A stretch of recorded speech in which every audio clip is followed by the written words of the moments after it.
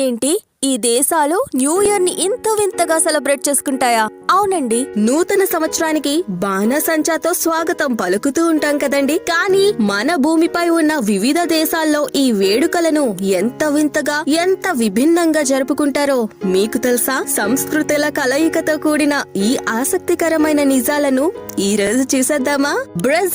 బ్రెజిల్లోని లక్షల మంది ప్రజలు న్యూ ఇయర్ వచ్చిందంటే చాలండి తెల్లని దుస్తులు ధరించి సముద్ర తీరానికి వెళ్తూ ఉంటారు. ఇది కేవలం ఒక ఫ్యాషన్ చాయిస్ మాత్రం కాదండి.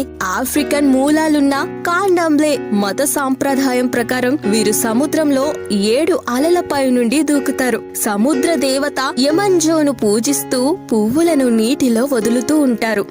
ఆఫ్రికన్ దక్షిణ అమెరికా సంస్కృతుల అద్భుత కలయికండి ఇది.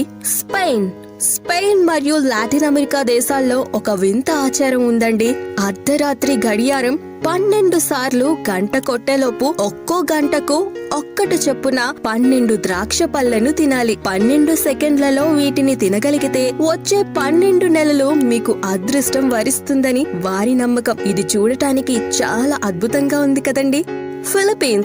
ఫిలిప్పీన్స్ లో నూతన సంవత్సరం అంటే అన్ని గుండ్రంగానే ఉండాలి. ప్రజలు ఫోల్కో డాట్స్ చుక్కల బట్టలు ధరిస్తారు మరియు టేబుల్ పై 12 రకాల గుండ్రని పళ్లను ఉంచుతారు. ఎందుకంటే గుండ్రని ఆకారం నాణేలను సూచిస్తుంది. ఇలా చేస్తే సంపద పెరుగుతుందని వారి నమ్మకమట. స్కాట్లాండ్ లో నూతన సంవత్సరం వేడుకను హాక్మనీ అని అంటారు. అక్కడ ఫస్ట్ ఫుటింగ్ అనే సాంప్రదాయం ఉంది. అర్ధరాత్రి తరువాత మీ ఇంట్లోకి అడుగు పెట్టే మొదటి వ్యక్తి ఎత్తుగా నల్లని జుట్టు అయిన పురుషుడై ఉండాలి. అతను బొగ్గు లేదా విస్కీ వంటి బహుమతులు తీసుకురావాలి. ఆ ఏడాది మొత్తం ఆ ఇంటికి అదృష్టం అని భావిస్తూ ఉంటారట. ఇది వైకింగ్ కాలం నాటి ఆచారం అండి.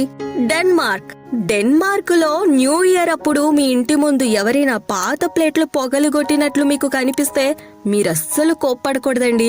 ఎందుకంటారా? స్నేహితులు మరియు కుటుంబ సభ్యులు తమ ప్రేమను తెలపడానికి ఇలా చేస్తూ ఉంటారట. మీ ఇంటి ముందు ఎన్ని ఎక్కువ ప్లేటు ముక్కలు ఉంటే మీకు అంత ఎక్కువ మంది స్నేహితులు ఉన్నారని అర్థం అండి.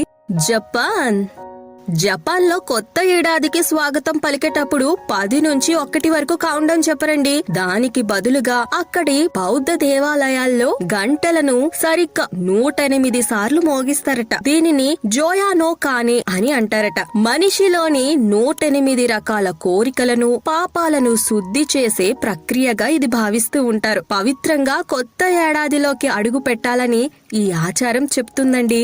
మన నెక్స్ట్ వీడియోలో మరిన్ని దేశాలు వాటి నూతన సంవత్సర సాంప్రదాయాలను తెలుసుకుందామండి. ఈ భూమి మీద ఉండే మరెన్నో ఆశ్చర్యాలను అద్భుతాలను మీ వరకు రావాలి అనుకుంటున్నారా? అయితే తప్పకుండా మా ఛానల్ ని సబ్స్క్రైబ్ చేసుకోండి.